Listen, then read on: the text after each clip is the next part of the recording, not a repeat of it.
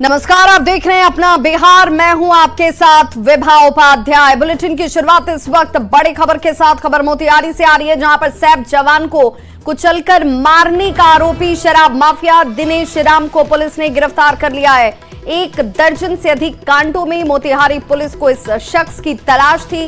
गिरफ्तार माफिया पर सैप जवान को स्कॉर्पियो गाड़ी से कुचलकर मारने का आरोप है। शराब माफिया पर पकड़ी दयाल अनुमंडल के अलग अलग थानों में लूट, डकैती, आर्म्स एक्ट और शराब तस्करी के 1 दर्जन से अधिक मामले दर्ज हैं। पुलिस ने सूचना पर मधुबन और राजेपुर थाना क्षेत्र में घेराबंदी कर शराब के छापेमारी के दौरान सैप जवान को स्कॉर्पियो से कुचलकर मारने वाले मुख्य सरगना और शराब माफिया को गिरफ्तार कर लिया गया है। यह बड़ी कामयाबी पुलिस को हासिल हुई है।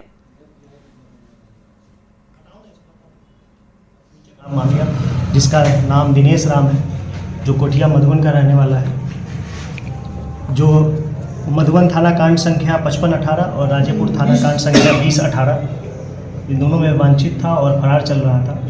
राजेपुर 2018 जो केस हुआ था 2018 में, उसमें एक सैप जवान की हत्या भी इन लोगों के द्वारा कर दी गई थी। शराब ढोने के क्रम में उसको कुचल दिया गया था। उस केस में ये फरार चल रहा था, जिसे आज पुलिस के द्वारा गिरफ्तार किया गया है और अग्रिम कार्रवाई के लिए न्यायालय हेतु इसको अग्रसारित किया जा रहा है। बड़ी खबर मुजफ्फरपुर से, जहां एक मॉल में उत्पाद विभाग की टीम ने छापेमारी कर वॉशरूम से शराब की कई बोतलों को बरामद किया। ये कार्रवाई ब्रह्मपुरा थाना क्षेत्र के इमली चट्टी स्थित चर्चित विशाल मेगा मार्ट में की गई। इस दौरान पहले फ्लोर के वॉशरूम से शराब की कई बोतलों को बरामद किया गया है। फिलहाल मॉल के मैनेजर को हिरासत में लेकर पूछताछ की जा रही है। वहीं सीसीटीवी फुटेज के आधार पर आगे की कार्रवाई में पुलिस इस वक्त जुट गई है। कुछ शराब की बोतल बरामद हुई है, जो ये मेगा मार्ट है इसके टॉयलेट वाले हिस्से से। तो जांच का विषय है कि इनके स्टाफ ने किया है या फिर किसी कोई बाहर से व्यक्ति आके रख गया है, कोई फंसाने की साजिश किया है। तो पूछताछ के लिए जो स्टोर के मैनेजर हैं उनको साथ लेके जा रहे हैं और जांच की जाएगी और जो भी दोषी हैं उन पर कार्रवाई की जाएगी। वहीं बड़ी खबर मधेपुरा से आ रही है, जहां सदर थाना क्षेत्र के साहूगढ़ में बेखौफ अपराधियों ने 2 युवकों पर अंधाधुंध फायरिंग कर दी। फायरिंग में एक युवक की मौत हो गई, जबकि दूसरे को मधेपुरा मेडिकल कॉलेज के हायर सेंटर रेफर किया गया है। मृतक की पहचान गढ़िया गांव निवासी मनीष कुमार के तौर पर की गई। फायरिंग के पीछे की वजह आपसी वर्चस्व की लड़ाई बताई जा रही है। पुलिस कांड में शामिल अपराधियों की पहचान कर छापेमारी में जुट गई है। घटना भेले तारीख करे ले कोर्ट में तारीख क्या उजे घर जाए 5-4 बजे का तारीख क्या को घर जाए। कई दिन मधेपुरा कॉलेज के बगल दिन के लिए 3 गो गाड़ी से ले होते, मतलब पिस्टल से फायरिंग दिया लागले, अनपटांग फायरिंग दिल के 6 गोली 7 गोली लग गए। एगो लड़का चलबे जे ओकरो 2 गोली लग गए, एकरा 7 गोली लग गए। जेकर डेथ भेलै और जे अभी हालत जेकर गंभीर छै, दोनों साथ में रहे। हाँ, दोनों साथ में रहे। गाड़िए पर फायरिंग दिया लागले, गोली चलबे लागले, अनपट गोली दिया लागले। साहूगढ़ के पास घटना घटी है। मनीष नाम का युवक है, उसको गोली लगी है, उसकी मृत्यु हो गई और उसके साथ एक शिवम था, उसकी जख्मी है, उसको कमर के पास गोली लगी है। जो सूचना मिली है कि मनीष भी कुछ दिन पहले ही जेल से छूटा था और कुछ लोग उसको बुला करके ले गए थे। उसी में आपसी वर्चस्व को लेकर के गोलीबारी की सूचना है। उसमें एक मृत्यु हो गई है मनीष की, एक आदमी जख्मी हुआ है। वहीं बड़ी खबर कटिहार से, जहां फलका प्रखंड प्रमुख दीपशिखा कुमारी के पति कंचन मंडल हत्याकांड का खुलासा कर दिया गया है। बरेठा सरकारी स्कूल की 25 एकड़ जमीन के विवाद को लेकर हत्याकांड को अंजाम दिया गया था। हत्याकांड के मुख्य आरोपी पूर्व सरपंच अनिल मंडल को पुलिस ने गिरफ्तार कर लिया है। मंगलवार को फलका थाना के अमरपुर चौक के पास बालू गिट्टी की दुकान में बैठे कंचन मंडल की अपराधियों ने गोली मारकर हत्या कर दी थी। अब इस मामले में मुख्य आरोपी पूर्व सरपंच को पुलिस ने गिरफ्तार कर लिया है।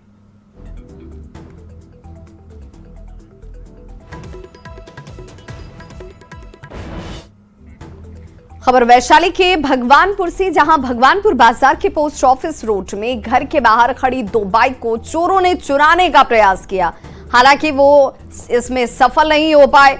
पूरे घटनाक्रम का सीसीटीवी फुटेज जरूर सामने आ गया है और ये देख लीजिए कैसे बाइक की चोरी करने का प्रयास किया जा रहा है। इधर सीसीटीवी फुटेज के आधार पर अब भगवानपुर थाने की पुलिस कार्रवाई में जुट गई है और अब इन चोरों की पहचान का प्रयास किया जा रहा है।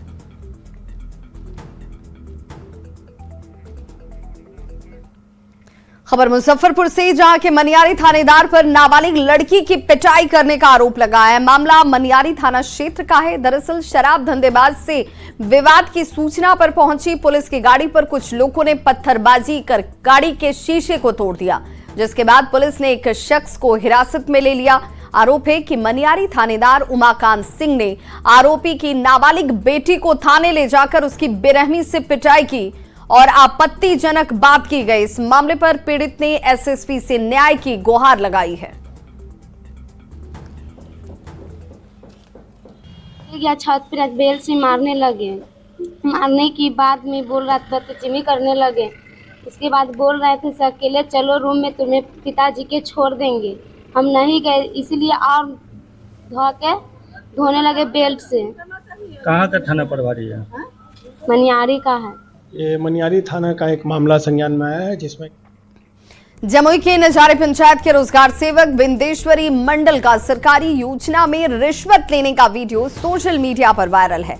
वीडियो में दिख रहा है, ये वीडियो इस वक्त आपके टीवी स्क्रीन पर भी, जहां पर बेड पर बैठे पंचायत रोजगार सेवक बिंदेश्वरी मंडल रिश्वत में लिए रुपए को गिन रहे हैं। रिश्वत देने वाला शख्स रोजगार सेवक को 12,000 रुपए रिश्वत के तौर पर देता है। मामले पर जिले के डीएम राकेश कुमार ने कहा है कि रिश्वत लेने वाले रोजगार सेवक को हटाया जाएगा।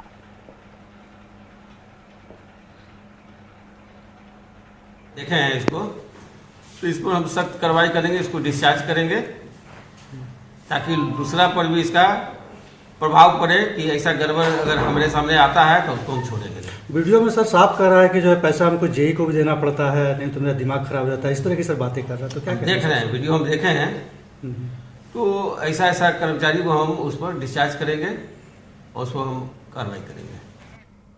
दरभंगा में न्यूज 18 की खबर का बड़ा असर हुआ है। रातों रात चोरी हुए तालाब के मामले पर डीएम ने संज्ञान ले लिया। डीएम ने सीओ को निर्देश दिया है कि जल्द ही इस मामले पर कार्रवाई की जाए। वहीं तालाब के स्वरूप को फिर से बनाने के लिए डीएम ने निर्देश दिए हैं। ये तालाब जल जीवन हरियाली के तहत बनाया गया था।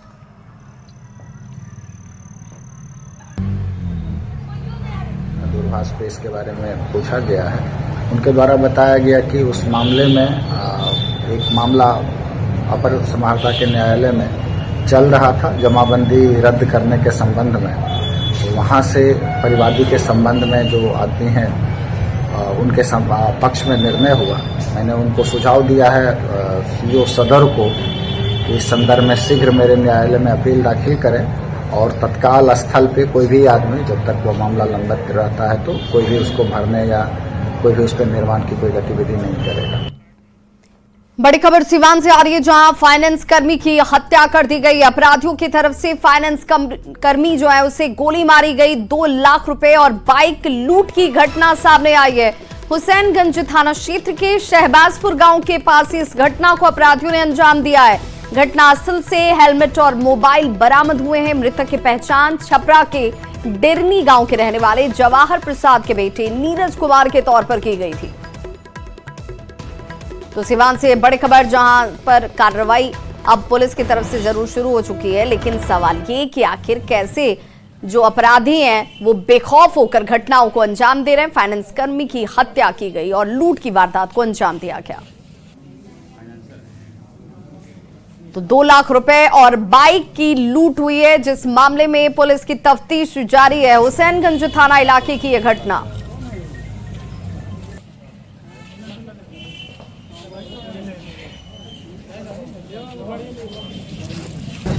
कलेक्शन लेकर के आ रहे थे सवाजपुर से। सवाजपुर गांव में ही थोड़ी दूरी, सवाजपुर गांव से जैसी बाहर निकले उसी बीच उनको घटना हो गया। हमारे पास कॉल आया वही 5:45-46 के करीब में। हम कॉल किए तो कोई कॉल रिसीव किया। वहाँ पर लूट की भी घटना हुई है। कितना लूट हुआ है? लगभग तकरीबन 2 लाख के करीब।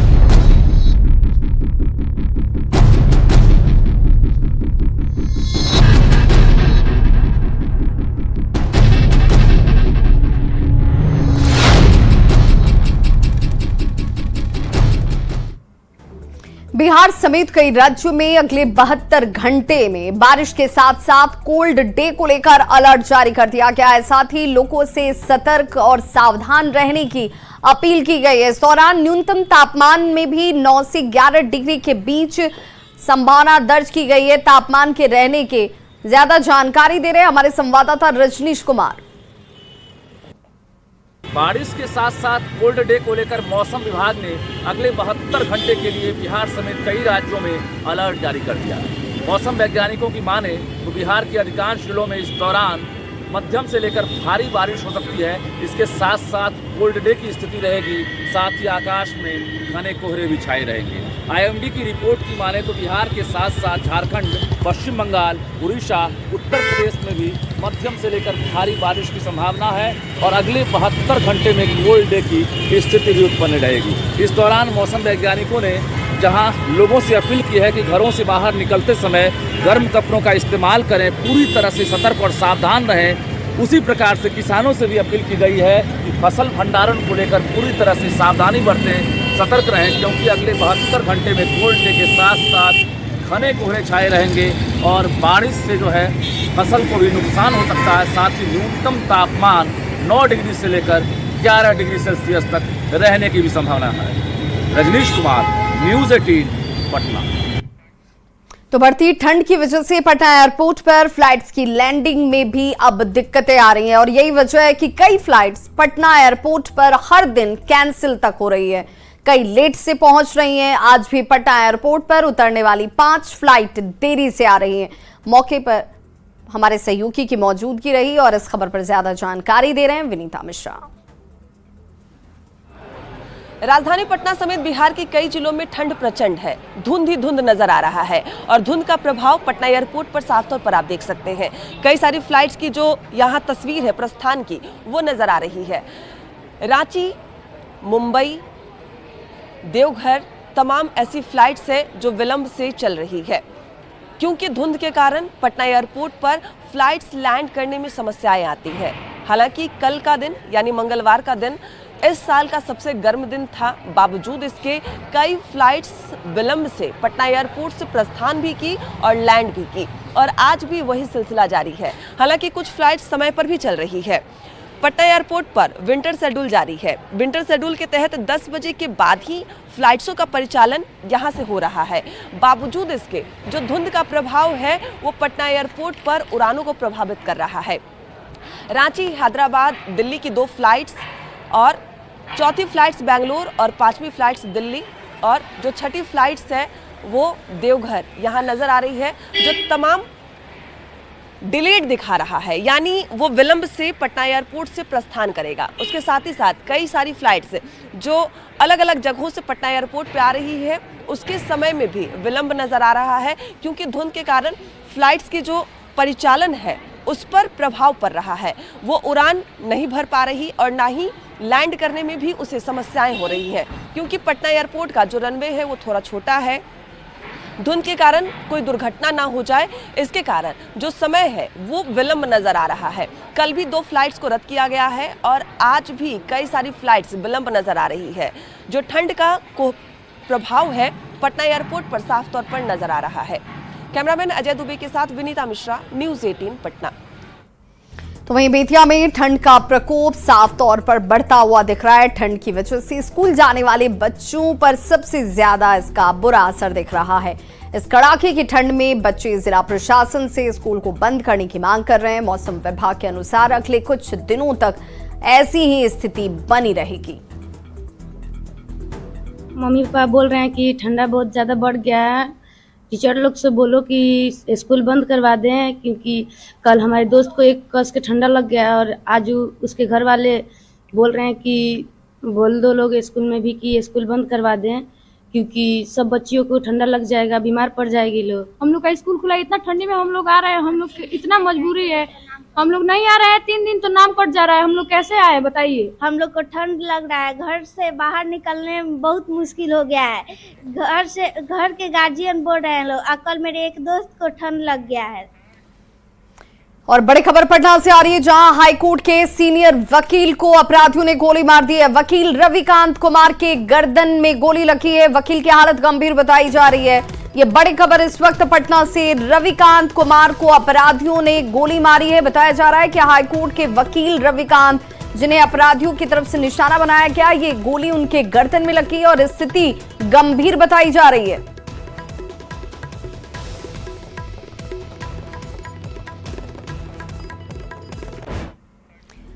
अयोध्या में भगवान राम के मंदिर में 22 जनवरी को होने वाले प्राण प्रतिष्ठा अनुष्ठान में बिहार के जाने माने डॉक्टर और विश्व हिंदू परिषद के राष्ट्रीय अध्यक्ष पद्मश्री आरएन सिंह और उनकी पत्नी डॉक्टर कविता सिंह को मुख्य यजमान बनाया गया है।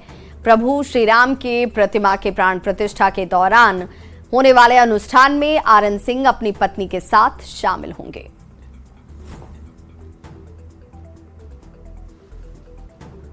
लगभग 500 साल के इंतजार के बाद 22 जनवरी को अयोध्या में प्रभु श्री राम अपने मंदिर में विराजेंगे और उसी दिन उनकी प्रतिमा की प्राण प्रतिष्ठा भी की जाएगी। और सबसे खुशी की बात है कि बिहार से डॉक्टर आरएन सिंह, जो कि विश्व हिंदू परिषद के राष्ट्रीय अध्यक्ष भी हैं, वो और उनकी पत्नी डॉक्टर कविता सिंह को इस प्राण प्रतिष्ठा कार्यक्रम में मुख्य यजमान बनाया गया है। हमारे साथ इस वक्त डॉक्टर आरएन सिंह मौजूद हैं।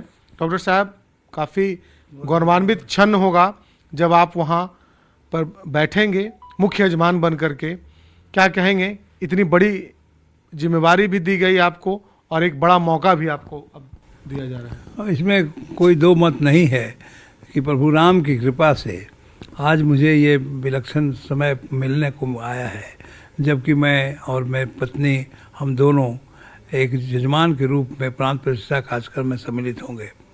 जैसा कि आपने कहा कि 22 जनवरी को प्रभु राम अपने घर में जा रहे हैं।